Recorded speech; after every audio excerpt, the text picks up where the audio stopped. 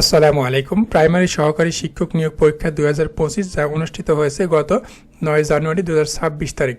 তো আজকের ভিডিওতে আমরা জানব খুলনা বিভাগের সকল জেলা এবং উপজেলার শূন্যপদ সহকারে কাটমার্ক কত হইতে পারে তার একটি সম্ভাব্য ধারণা। তো আপনাদের প্রথমেই বলতে চাই, আমরা যে কাটমার্ক জানাবো সেটা কিন্তু বিগত সালের কাটমার্কের উপর ডিপেন্ড করে, একই সাথে এই বছরের প্রশ্ন পদ্ধতির উপর ডিপেন্ড করে কিন্তু সেটা জানানো হবে। আশা করা যায় 2-1 নম্বর কম বেশি হইতে পারে, কেননা যাদের কোটা আছে এবং একই সাথে সেই এলাকার প্রতিযোগী প্রার্থী বেশি হইতে পারে, সেক্ষেত্রে কিন্তু 2-1টা কম বেশি হইতে পারে। তাছাড়া এটা সম্ভাব্য, আশা করা যায় 90% ইনশাল্লাহ এটা ম্যাচ করবে। তো চলুন শুরু করা যাক। আপনারা যারা নতুন কাইন্ডলি চ্যানেলটি সাবস্ক্রাইব করে বেল আইকন অন করে দেবেন, কেননা পরীক্ষার ফলাফল কিন্তু এখানেই পাবেন। আপনি খুলনা জেলা থেকে শুরু করে সকল জেলা এবং উপজেলার ফলাফল PDF ফাইল আকারে এখানে পাবেন ইনশাল্লাহ। তো আপনারা সারাংশতে দেখতে পাচ্ছেন খুলনা বিভাগে মোট শূন্যপদ সংখ্যা রয়েছে 1715টি। ঠিক আছে, তো খুলনা জেলাতে রয়েছে 305টি, নড়াইলে 82টি, ঝিনাইদহে 168টি, মাগুরাতে 111টি, সাতক্ষীরাতে 232টি, কুষ্টিয়াতে 165টি, চুয়াডাঙ্গাতে 105টি, বাগেরহাটে 272টি এবং যশোরে রয়েছে 265টি। তো প্রথমে আমরা শুরু করব খুলনা জেলা দিয়ে। তার আগে আপনাদের বলতে চাই, যেগুলো আপনার সদর জেলা বা উপজেলা রয়েছে এবং একই সাথে সিটি কর্পোরেশন এবং পৌরসভা, সেইখানে পদ সংখ্যা যেটাই থাক না কেন সেখানে অবশ্যই 70+ কাটমার্ক হবে। ঠিক আছে, কারণ সেখানে প্রতিযোগিতাও বেশি এবং সেখানে প্রতিযোগিতা অনেক হার্ড। ঠিক আছে, তো দেখতে পাচ্ছেন খুলনা জেলার মোট শূন্যপদ সংখ্যা কিন্তু 305টি। তো খুলনা সদরে রয়েছে 19টি, এখানে কাটমার্ক 70+। এরপর দেখতে পাচ্ছেন তেরখাদাতে রয়েছে 39টি, এখানে 66+। ফুলতলাতে রয়েছে 30টি, এখানে 66+।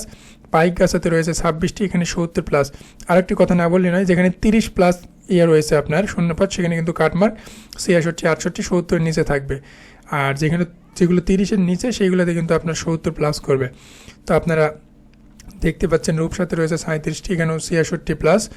ডুমুরিয়াতে 39টি, 66+। কাইরাতে দেখতে পাচ্ছেন 41টি, এখানেও 66+। এরপর দেখতে পাচ্ছেন দাকোপে রয়েছে 28টি, এখানে 70+। দিঘলিয়াতে রয়েছে আপনার 20টি, এখানেও 70+। অর্থাৎ যত শূন্যপদ কম তত কিন্তু কাটমার্ক বেড়ে যাবে, কেননা প্রতিযোগিতা কিন্তু বেশি হবে। এছাড়া আপনারা বটিয়াখাড়াতে দেখতে পাচ্ছেন 26টি, এখানেও 70+ যাবে কাটমার্ক। পরের জেলা নড়াইল জেলা, মোট শূন্যপদ সংখ্যা রয়েছে 82টি। তো নড়াইল সদরে রয়েছে মাত্র 16টি, এখানে 70+। অর্থাৎ 70-এর উপরে আপনি যত নম্বর পাবেন তত এগিয়ে থাকবেন। লোহাগড়াতে রয়েছে 29টি, 70+। কালিয়াতে রয়েছে 37টি, এখানে 66+। পরের জেলা দেখতে পাচ্ছেন ঝিনাইদহ জেলা, এখানে মোট শূন্যপদ সংখ্যা রয়েছে 178টি। ঝিনাইদহ সদরে রয়েছে মাত্র 15টি, এখানে কাটমার্ক অবশ্যই 72+ যাবে। এরপর কালীগঞ্জ দেখতে পাচ্ছেন 27টি, এখানে 70+।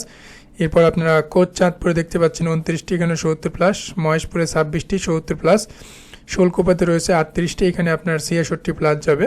এছাড়াও আপনারা হরিণাকুণ্ডুতে দেখতে পাচ্ছেন 43টি, এখানে ভালোই রয়েছে, এখানে 66 বা 65 এরকম আপ হবে। এরপর দেখতে পাচ্ছেন মাগুরা জেলা, মোট শূন্যপদ সংখ্যা 111টি। মাগুরা সদরে রয়েছে 20টি, এখানে 70+। এরপর আপনারা শালিকাতে দেখতে পাচ্ছেন 25টি, এখানেও 70+। শ্রীপুরিয়া 27টি, 70+।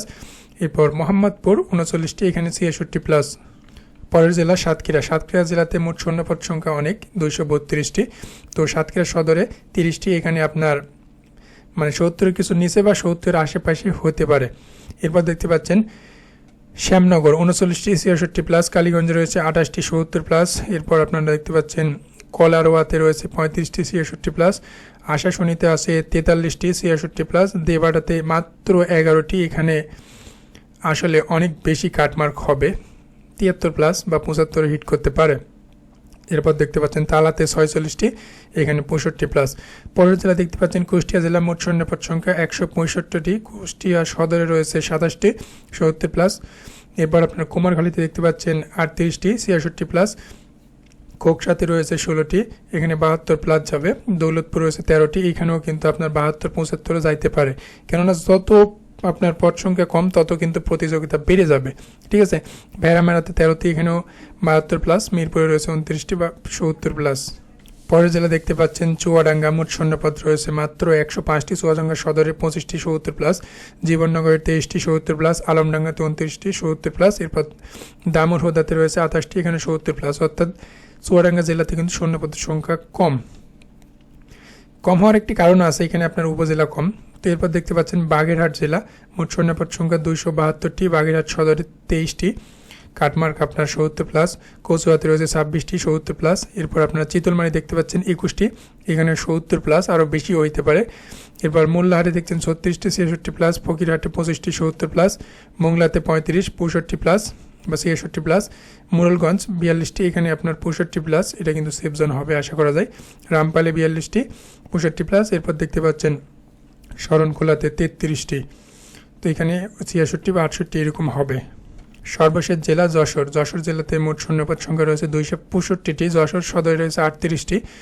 আগেই বলেছি সদর আপনার পৌরসভা সিটি কর্পোরেশন এগুলোতে যতই কাটমার্ক আপনার শূন্যপদ থাক না কেন, কাটমার্ক সবসময় 70 হিট করবে।